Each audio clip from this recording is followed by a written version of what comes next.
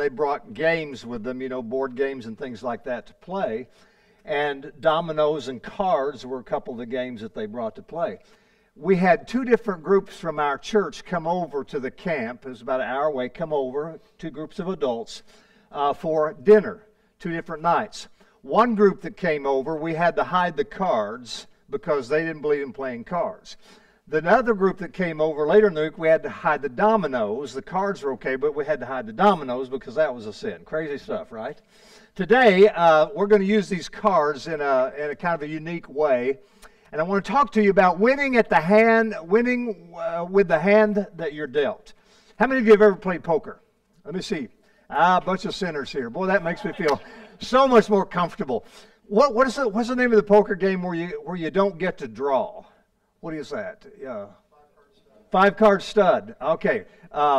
In 5-card stud, like I don't know, I'm just teasing. In 5-card stud poker, you play the cards that are dealt to you, right? Each one's dealt, and then everybody bets around the table. But still, those are the 5 cards you get. And I thought to myself, that's a metaphor for life, really, when you think about it, because this game called life is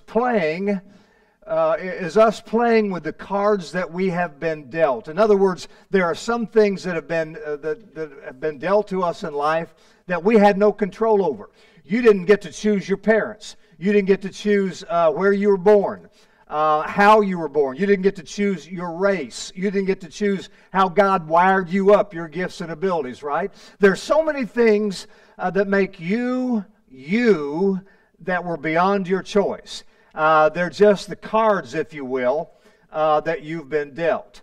But here's the good news. Unlike poker, where it takes a really good hand to win, you and I can win at life and living no matter what hand we've been dealt. Because of the God factor in our lives, okay? So let me share 4 things with you today about winning with the hand you're dealt. And I want you to write these down on your note sheet. I want to welcome those who are watching online right now and encourage you to take some notes too. We're going to have some fun this morning. And I think something that's really going to be challenging for you and inspirational. So I'm glad you're online with us. Share this on your page with other people so that your friends will know, and maybe they'll join us too, okay? All right, so first of all, I want to talk to you about chemistry. Say the word chemistry. I'm talking about chromosomes, right? Your DNA, your genes, your hormones, your chemical makeup. Because at the most basic biological level, life is about you and your body, because everything that happens to you happens in your body. Would you agree with that? And sometimes it doesn't happen for the better, sometimes for the worse. Derek and I were talking this morning. The older you get, I got to just tell myself a minute. I was getting ready to go into the spin class the other night with Bruce, and I'm standing in the weight room. They've got this kind of a cage thing that you can stand in and pull and stretch yourself, and all this, and it's got a little platform that you can put your foot up on. Well, I'm stretching my calves, and I'm looking at all the pictures of the different kind of stretches, right? And I thought, well, that looks interesting. I'm going to try that one. So I whipped my leg up. I can't even do it right now, in a position that probably wasn't a good position, and I bent to stretch, and I thought, that didn't feel very good. Went to the spin class. The next morning, I couldn't walk. My knee and my ankle, I don't know what's going on. I'm done thinking, what is that? You know what I mean? So some of you are too young to understand what I'm talking about, but as you get older, you'll understand what that means. It means that some days you wake up and, oh my gosh, physically, it's not like it was yesterday, right? Now, but our chemistry can be a positive thing too. How many of you have heard of oxytocin? You know what oxytocin is? Oxytocin is a very powerful hormone in your body that creates connection. It's that thing that bonds us to each other. It's also acts as a neurotransmitter in your brain, so that when you hug or kiss someone you love, your oxytocin level goes up. Consequently, if a person's oxytocin levels are low, that person will have a difficult time connecting with other people. The study's been done to verify all this kind of stuff. There was one study done on prairie voles, which is like a little hamster-like creature out in the Midwest. And they discovered that prairie voles are one of the few animals that actually mate for life. There are just a few that do that. And they mate for life, and they're monogamous for life.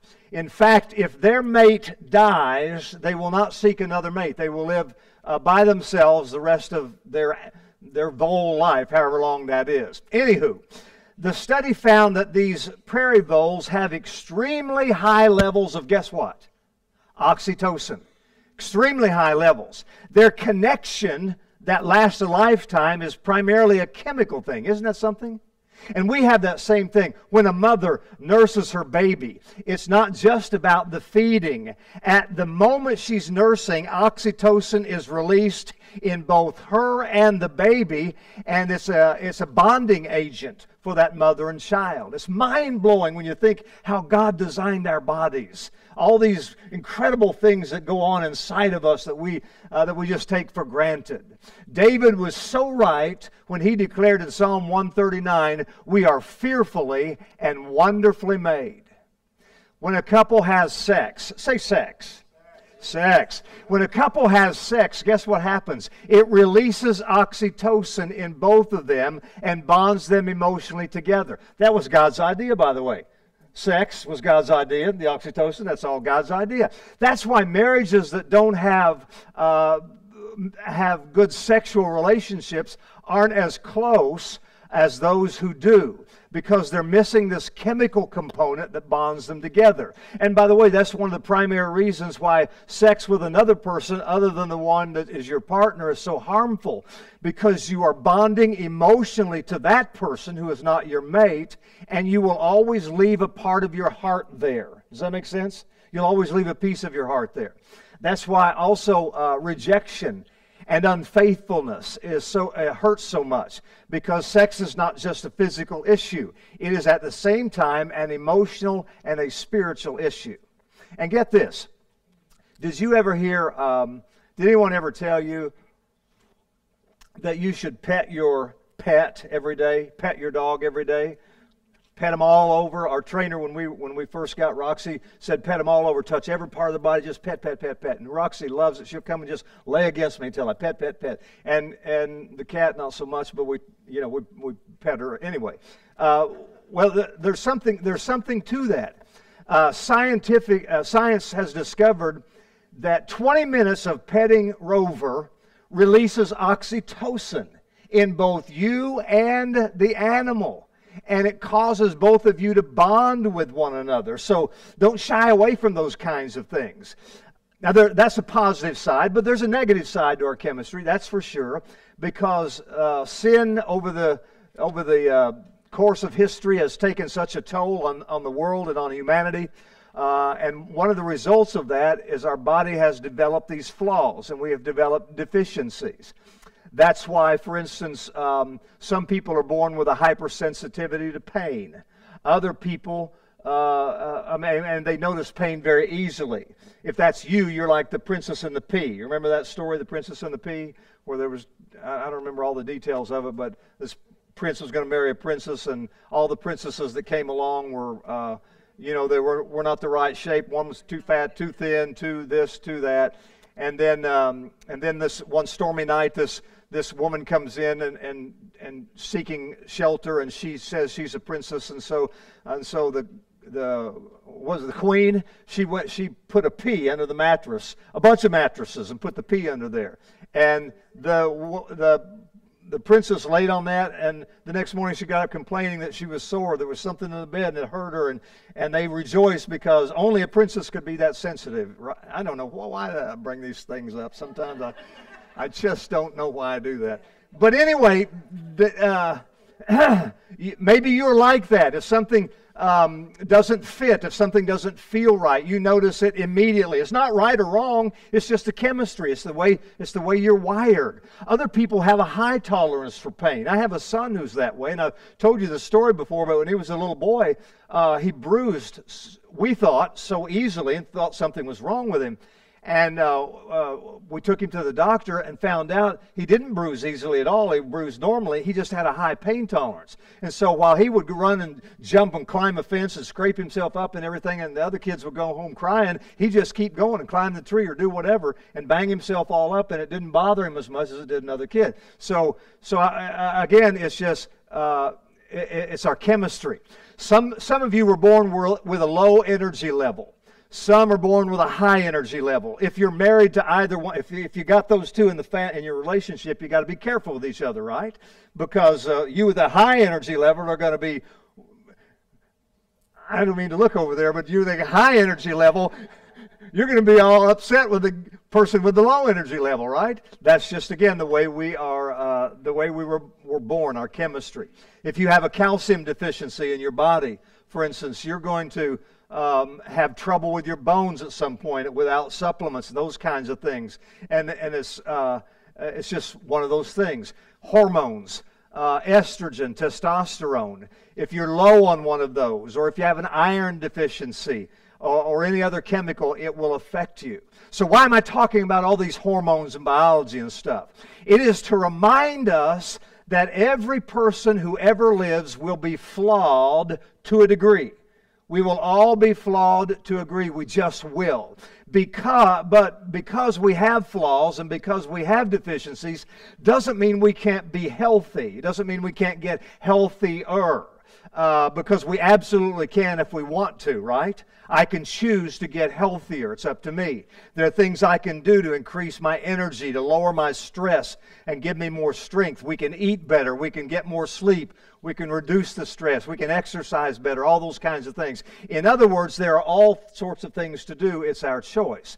So, instead of complaining, sitting around bemoaning, well, it's just me, look at my body's terrible, and I can't do anything about it. Instead of bemoaning that fact that you don't have this Olympic body, instead of sitting on the couch, eating chips and dip, singing the old gray mare, she ain't what she used to be, you know what I mean? Instead of that kind of attitude, we can do a better job with the hand we've been dealt. Psalm 119:73 says this, "You made my body. Now, Lord, give me sense to heed your laws." Raise your hands in the air. Everybody raise your hands in the air. Now say this, "Lord, give me sense." There you go. All right. Number 2, write down this word. Write down the word connections. Goes along with the oxytocin thing. Here's the deal. Just because you are loaded up with oxytocin does not guarantee that your relationship and your connections with other people is going to be good and healthy. Every one of us are in a large part the product of our relationships, especially those in our early years. We are today products of relationships that have happened to us over the years. Good relationships, bad, healthy, non-healthy. Our relationships play a key role in who we are today. In fact, how you see yourself, your self-opinion, is largely determined by what you believe the most important people think of you. Now, I'll say that again. It applies when we're little, but it also applies when we're adults, too. How you see yourself is largely determined by what you believe, not necessarily what's true, but what you believe the most important people think about you. That's why I keep preaching about every single week about the necessity of knowing who we are in Christ, knowing what He says about us, who He considers us to be, because that's the only verifiable truth. You can't get that kind of truth from someone else necessarily. And when two individuals get together who both know and understand what Jesus says and thinks about them, wow, do they have the potential for a great relationship. If you can get two people that really understand what Jesus thinks of them, what Jesus says about them, I mean, they've got an opportunity to have a tremendous relationship. Now, let me show you something. Connections are so important for us for a lot of reasons. But let me deal with one of the reasons. One in particular is fear. Relationships are so important because of the way we deal with fear. Did you know that the more disconnected you are, the more you will live in fear? Now think that through a minute. The more disconnected with others, with God, the more you will live in fear. Speaking of God, for instance, when I'm disconnected from God, when I don't have anything going on, I'm just kind of ignoring Him all the time, just kind of doing my own thing, what happens is I'll develop a fear of God. And instead of a love thing, I'll develop a fear from God. That's why Adam, in the garden, when he ate the fruit and he sinned, what did he do? He went and hid himself because he was afraid. Lord, I was afraid, he said. There was that disconnect. So when two people have issues and there's a disconnect, fear will always come running in that mix. And that causes the disconnect to grow deeper and even more severe. And the dilemma is that we deeply crave connection. Everyone does. Even the most independent among us, and you watching, even the most independent still have a craving for connection. But we oftentimes fear making the connection. We deeply crave intimacy. Everyone does, but we fear making ourselves vulnerable, which can lead to intimacy. Does that make sense? Fear. Write this down. I have a phrase I want you to write down. The fear of rejection prevents connection. I want you to write that down and think about that. The fear of rejection prevents connection. The fear of being hurt, the fear of being disapproved, disappointed, the fear of being rejected. So how do we rid ourselves of that kind of fear? Well, 1 John chapter 4, verse 18 gives an example. John says there is no fear in love. Perfect love casts out. Say cast out. Perfect love casts out all, say all fear. Now think about what that's saying. Why does love take away fear? Let me tell you why it takes away fear as we're talking about connections.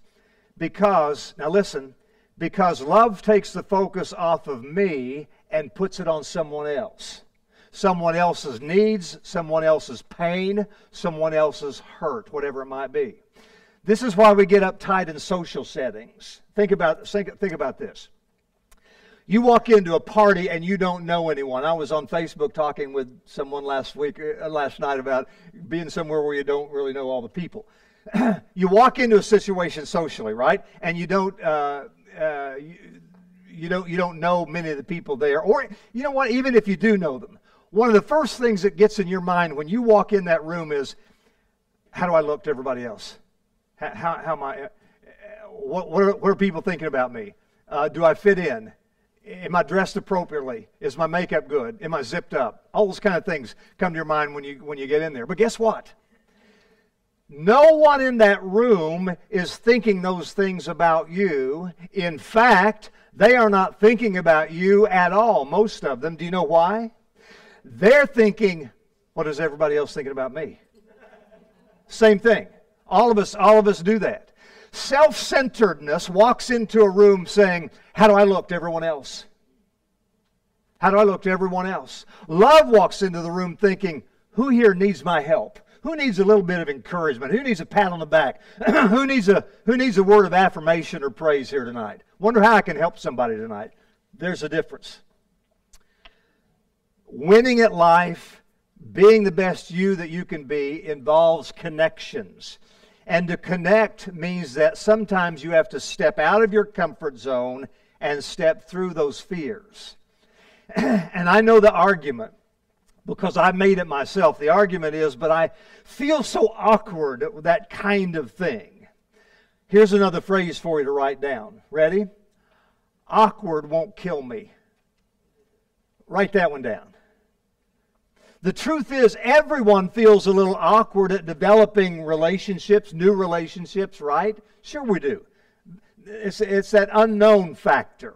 But the more you move against your awkwardness, the more you're going to discover feeling awkward won't kill you. So you feel awkward. You're going to get through it, right? And I can tell you, I'm not an expert on a lot of things, but I have a PhD in fear. I have dealt with it all of my life. Ever since the earliest memories I have in my life have to do with fear.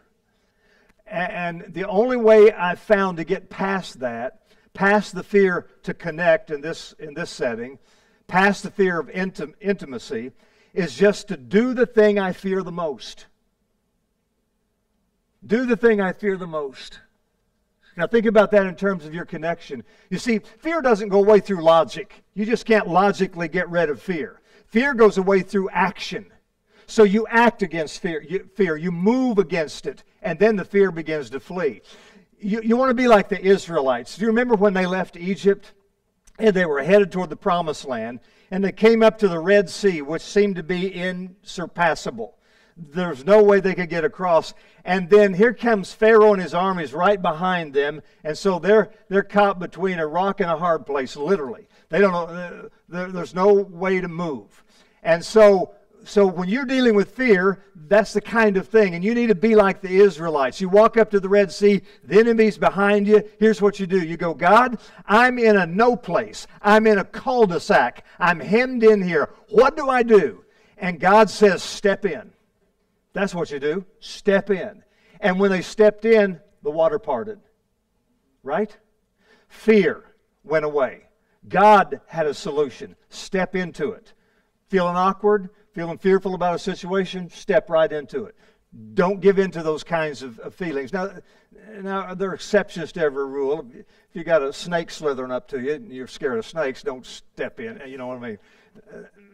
You know where I'm coming. Remember, this fear is most always worse than the reality, because fear torments you 24 hours a day.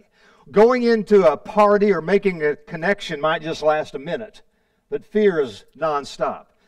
And again, you say, Pastor, you know, I've tried to make connections. I've tried to be better at intimacy. I've loved and I've got burned. I'm just not going to do it again. I've had people tell me that recently. I'm done. I can't do it again. I've been burned too many times. I can't put myself out there. And I'm thinking to myself, seriously, you think that means you don't get to love again because you got burned, because you got hurt? Show me that in the Bible. Show me where it says when you get hurt by love, that allows you to no longer love anybody. Mansplain, womansplain that one to Jesus. You know mansplain, right? Womansplain. You won't find that. Now hear this. You are not allowed to not love. You're just not. You can argue with me all you want to, but you're going to lose. You are not allowed to not love. Whether it's friends, whether it's family, romantic, whoever, not loving is not allowed. And I know it's hard, but hard doesn't mean impossible. Think about Ephesians 3:17. Start praying that verse over your life if you have fear in this realm of making connections. Paul said there, I pray that Christ will live in your hearts by faith, and that your life will be strong in love and be built on love. Pray that for a while, because that kind of love casts out all fear. Pray that every morning when you get up. Today, Jesus, I want you to fill my heart by faith with love. I want to be strong in love. I want my life to be built on love. And I know that when that happens, all fear will be cast aside. Okay, let's move on to the third word. Consciousness. Write down the word consciousness. By consciousness, I'm talking about how I talk to myself primarily, and how I deal with what others say about me. But primarily self-talk. And we all talk to ourselves, don't we? Do you all talk to yourself? How many of you talk out loud to yourself? Yeah, I used to think I was really strange and I was the only one who did that. But if you go walk around a mall or somewhere, you got people talking all the time. And for someone who doesn't hear very well like me, I always think they're trying to tell me something, and I realize they're talking to themselves. So, but the problem is, oftentimes what we say to ourselves is not productive. In fact, it is destructive, some of our self-talk. If some of you talked to your friends the way you talk to yourself, you probably wouldn't have any friends. Because you are your toughest critic. You criticize yourself easily. We are our toughest critic. And even more than what others say to you and about you, what you say to you and what you say about you influences your identity. When you when you grow up and people tell you that you're worthless, that you're ugly, that you're skinny, that you're fat, that you're stupid, that you never amount to anything, that you're a loser, blah, blah, blah, whatever. You get those things as a child, and then you begin to believe them, and then you begin to say those things to yourself. Every time you look in a mirror, you see ugly. Every time you look in a mirror, you see stupid. Every time you look in a mirror, you see someone who will never make it, that kind of thing, right? And so we file those things away, and we repeat them to ourselves over and over and over. They're right. They were right. I am worthless. They're right. I am a loser. I will never amount to anything. And deeper, those kinds of things go into your consciousness. And if we continue with those patterns, then those things become our identity. And people who are so self-conscious, people who deal with those kinds of things, probably have some of those kind of issues that need to get settled in their lives. I know I have. Proverbs chapter 23, verse 7 says this, "For as a man thinks in his heart," that goes for a woman too, "so is he, so is she." As a person thinks in their heart, so are they. So what you think about you, that's you, whether it is you or not. What you think about you, that's you. And you see, what you think about you is probably not what anyone else thinks about you now. Maybe you had a group of kids around you, or you had a parent that said things to you, but nowadays there are people around you that think so highly of you, but you still can't get past that. I get it. I get it. And here's something amazing. What you think about does not have to be true to hurt you. You just have to believe it. Right? That's what we do as kids. That's what happens with kids. It's not true what some kids hear from parents or peers, but if they start believing it, then that's the problem. So we have to be careful what we tell our children and what we tell ourselves. Never forget, the person who says I can't and the person who says I can are both right. For a man, as a man thinks in his heart, so is he. So if you say I can't, you're right. If you say I can, you're right. Look at Romans chapter 12, verse 1 and 2. This translation I'm using here says, "Don't copy the behavior and customs of this world." That means the habits and their pattern of thinking. "But let God transform you into a new person by changing the way you think." Now remember that word transform from one of our earlier messages. It's the Greek word metamorphosis. It's what a caterpillar goes through in a cocoon before it becomes a butterfly. Paul says, let God morph you. Let God transform your brain and your thoughts. Change your brain, change your life. Change your thoughts, change your life, right? Well, think of it this way. Do you know what balance scales are?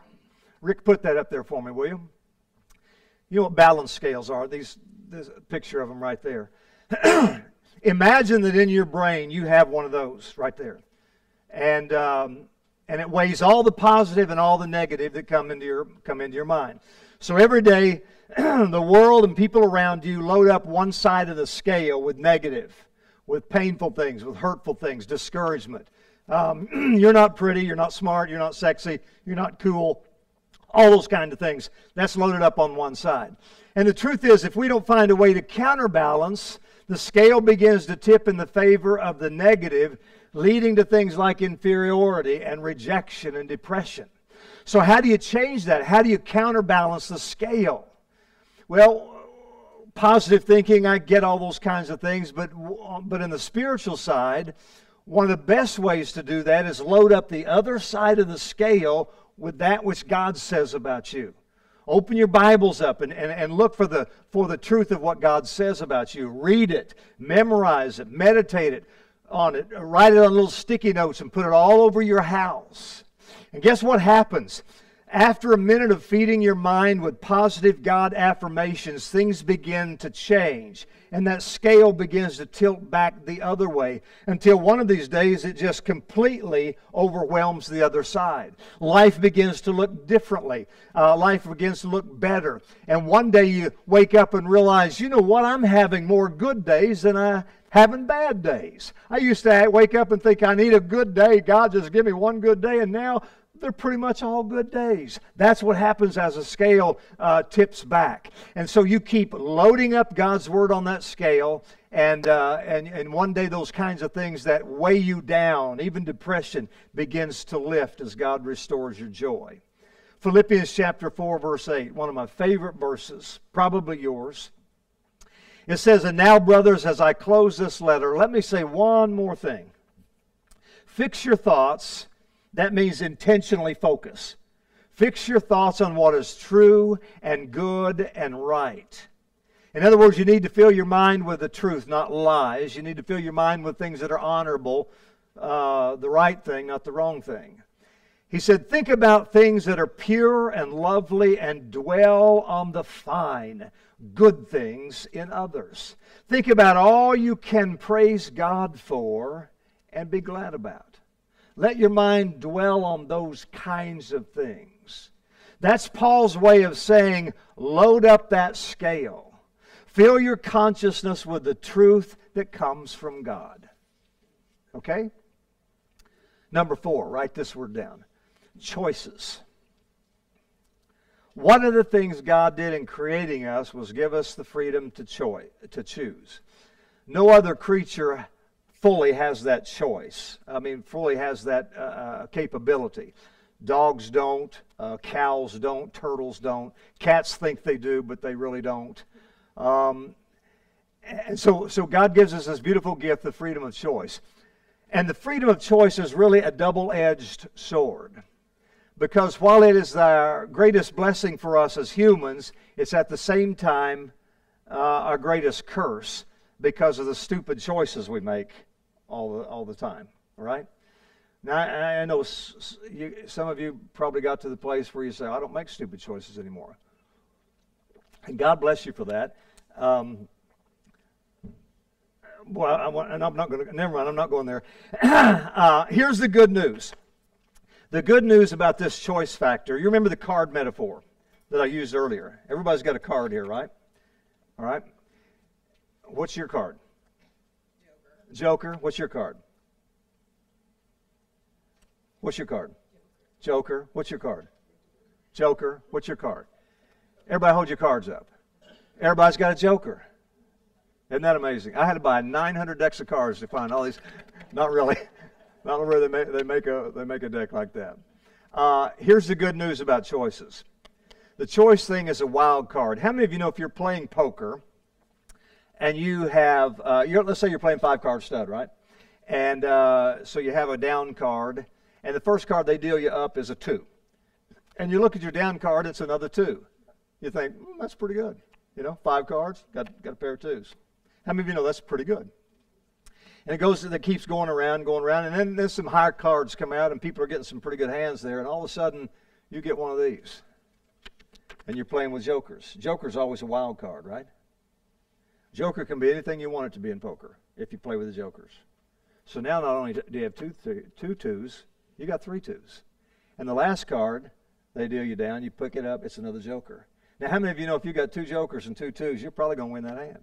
You're in really good shape then. Okay, here's the deal with choice. This choice thing is your wild card. It's your joker. It's the card that can change everything else about your life, including your chemistry. You see, we didn't get to choose our chemistry, but we can choose what we do with our chemistry. We can choose what we do with our bodies and how we make the most of our bodies, right? I can choose to get healthier. I can make good choices to eat well, to exercise, to stay away from dumb stuff that harms the chemistry, that harms my body.